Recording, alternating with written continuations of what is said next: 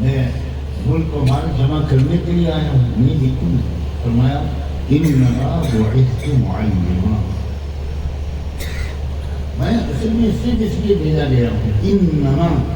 علماء جانتے ہیں کلمہ حسن، میں صرف اس لیے بھیجا گیا ہوں کہ میں سکھاؤں۔ علم جو ہے یہ پڑھنے کو نہیں کہتے، سیکھنے کو کہتے۔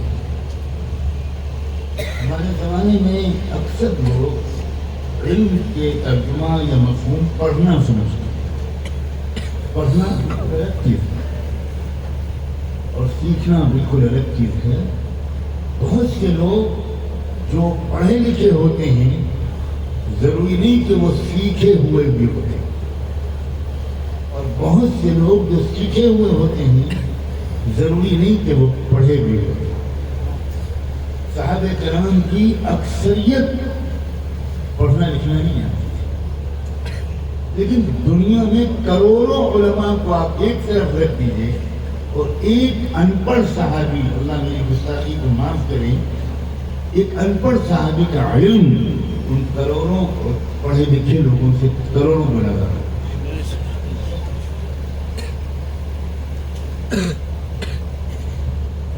اب اس کی اگلی بات، جب انسانوں کی اتنی بڑی ضرورت ہے رہنمائی اور رہبری،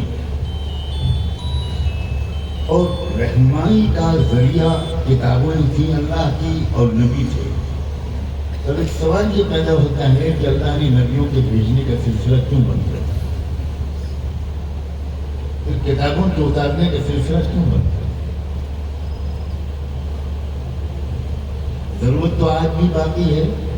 بلکہ پہلے سے بڑھ گئی، آبادی کے بھی بڑھ گئی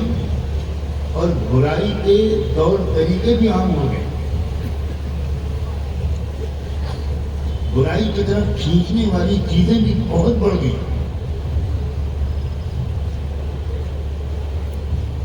اور رہنمائی کی ضرورت سچی بات یہ ہے کہ بڑھی ہے، گھٹی نہیں۔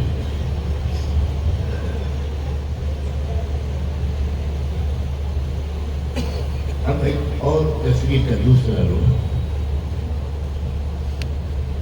نئی کتاب کا آنا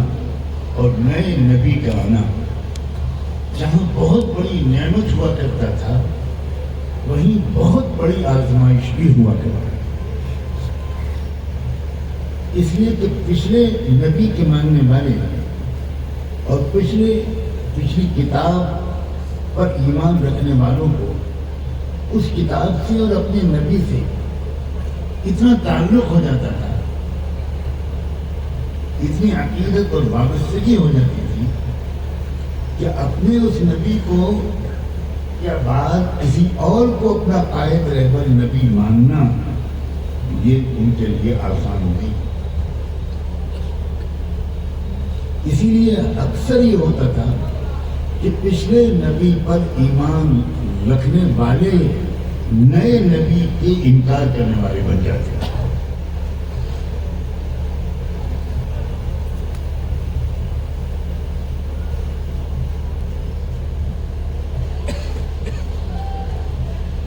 نبوت کو اللہ نے سیدنا محمد رسول اللہ صلی اللہ علیہ وآلہ وسلم پر مکمل کر دیا، اور قرآن کے بعد کسی اور کتاب یا صحیفے کے نہ اتارے جانے کا اعلان کر کے اللہ نے اپنے محبوب سیدنا محمد رسول اللہ صلی اللہ علیہ وآلہ وسلم کی امت کے ساتھ ہمارے اور آپ کے اوپر بہت بڑا احسان کیا۔ آپ غور کیجیے، سوچیے ذرا، آج اگر کوئی نیا نبی آتا تو 1000 گنہگار مسلمان ہو، اس کو جو تعلق ہے رحمت عالم صلی اللہ علیہ وآلہ وسلم کی ذات سے، جو اس کو محبت ہے، کیا کوئی عام مسلمان وہ اللہ کے رسول کے بجائے کسی اور کے دامن تھامنے کو تیار ہوتا؟ تو اس کا مطلب یہ ہوا کہ ختم نبوت بہت بڑی نعمت ہے۔ نبیوں کا آتا رہنا بھی نعمت تھا، اور نبیوں کا آنے کا سلسلہ مکمل ہو جانا اس سے بڑی نعمت ہے، کیونکہ امت محمدیہ اب اس امتحان سے ہمیشہ کے لیے محفوظ ہو گئی۔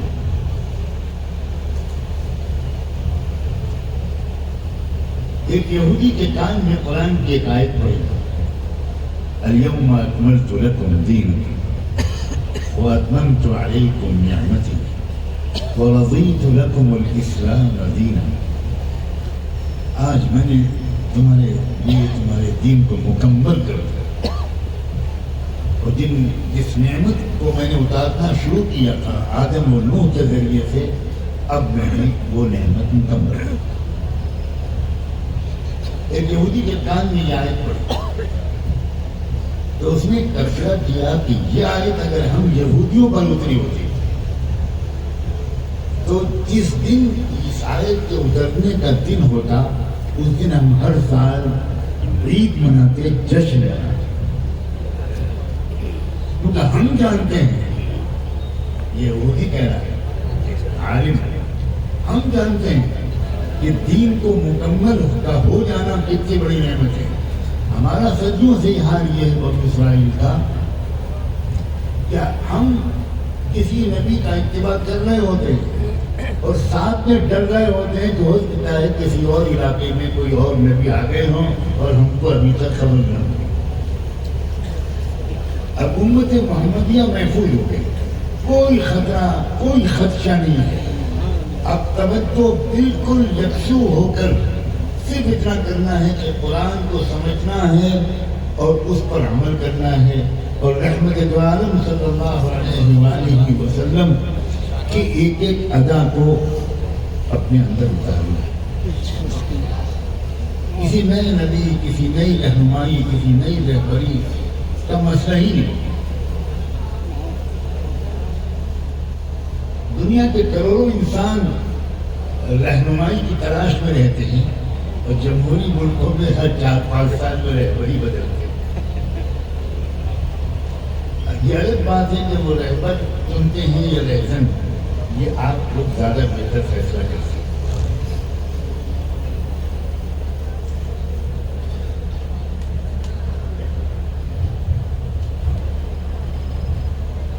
اب ایک اور سوال، مانا ہم نے کہ نبوت مکمل ہو گئی، ایک نعمت ہے، مانا کہ قرآن کے بعد کوئی اور کتاب نہیں آئے گی، یہ بھی ایک نعمت ہے۔ کسی نئے رہبر کی تلاش سے ہم بالکل فارغ کر دیے گئے، بڑی نعمت۔ مگر یہ بھی تو بتائیں علماء کہ زمانہ تو بدلتا رہتا ہے، زمانے کے مسائل، زمانے کے سوالات، زمانے کی نفسیات، زمانے کی الجھنیں، زمانے کے نعرے، زمانے کے چیلنجز، یہ تو بدلتے رہتے ہیں۔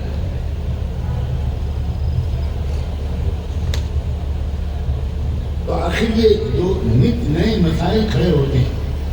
نت نئے چیلنجز امت کے سامنے آتے ہیں اور آتے رہیں گے، کیونکہ یہ ہو ہی نہیں سکتا کہ زمانے کو جس حال پر چھوڑ کر گئے تھے اللہ کے رسول، زمانہ وہیں ٹھہر جائے، یہ نہیں ہو سکتا۔ زمانہ متحرک رہتا ہے، چلتا رہتا ہے، آگے بڑھتا رہتا ہے، نئے نئے مسائل، نئی الجھنیں، نئی نفسیات، نئے چیلنجز آتے رہتے ہیں۔ جب نبی نہیں آئے گا تو کیا ہوگا؟ اب آتا ہے آج کا مضمون، تعلیمی بیداری۔ اللہ نے انتظام کیا ہے، ایسے بغیر انتظام کے، بغیر ریپلیسمنٹ کے، بغیر سبسٹیٹیوٹ کے، بغیر متبادل کے بندوبست کے اللہ نے یوں ہی نبیوں کے بھیجنے کا دروازہ بند نہیں کر دیا، بلکہ اللہ تعالیٰ نے ایک انتظام کیا کہ دیکھو زمانہ جو بدلتا ہے یہ عام طور پر لگ بھگ 100 سال کے اندر بدلتا ہے۔ یہ بڑی اہم اور تفصیلی بات ہے، میں اس وقت اس مجمع کے سامنے اس کو نہیں چھوڑا۔ ایک زمانے میں اللہ کا شکر ہے، اللہ نے مجھے تھوڑی توفیق دی طالب علمانہ طور پر، تو میں نے اپنے اکابر کی رہنمائی میں جو تبدیلیاں ختم نبوت کے بعد، نبوت محمدی کے بعد امت میں آئیں، بڑی بڑی تبدیلیاں